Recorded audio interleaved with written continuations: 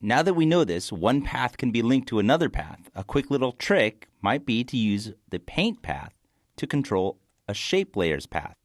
Currently, we're using a mask shape to define a paint shape, and the mask shape is also defining the shape layer. However, if we add a new solid, let's use Control Y again, and create our new solid, and say OK. Now we can paint. I'll go to frame 0 by using Home on the keyboard. Then using Control B to select the paintbrush, I'll double-click and I'll use my stylus.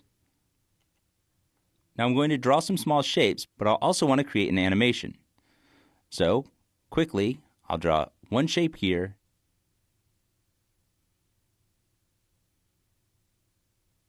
then open up the brush. I'll select it, then create a keyframe for my path by clicking on the stopwatch. I'll move 10 frames down in the timeline, then create another simple shape. Again, I'll move 10 frames down in the timeline and create some more simple shapes. I'll continue doing this every 10 frames.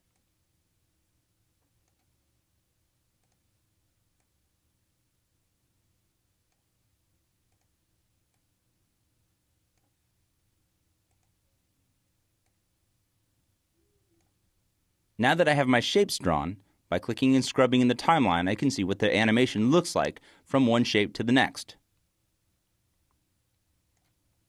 I'll deselect this by using F2 on the keyboard.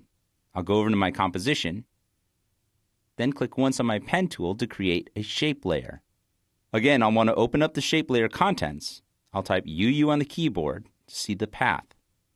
I'll create an expression by Alt-clicking the stopwatch. By now you should know, on a Mac, you'll use Option click. I'll click and drag the pick whip down from the path on my shape layer to the path on my brush stroke. I'll click Enter to accept the expression. Next, I'll zoom out a little bit using the comma key on the keyboard. You can see that the expression has left the shape layer in the upper left-hand corner of the composition. This is fairly easy to solve because we know we can move this with an offset. I want to move it from the upper left-hand corner down into the center of my composition. I could click and drag on this shape layer and drag it into the composition if I could see more of it. But if I can't, I can easily use the transform tools to move this down closer to my paint shape. If you can't see it, go down into the timeline, then into the transformation for this shape, we'll simply move it from 0, 0 further down so we can see it in our layer. We'll turn off the stroke for the shape layer by turning off the eyeball for the stroke option. Now, playing a quick RAM preview, we can see that the shape layer is following the animation of the paint stroke. The beauty of using a shape layer is that we have access to all of these effectors. In the timeline, we can scroll up and next to our contents, add effectors like our repeater. Under the repeater, we can repeat this multiple times and change our offset and our transformations for our repeater as well.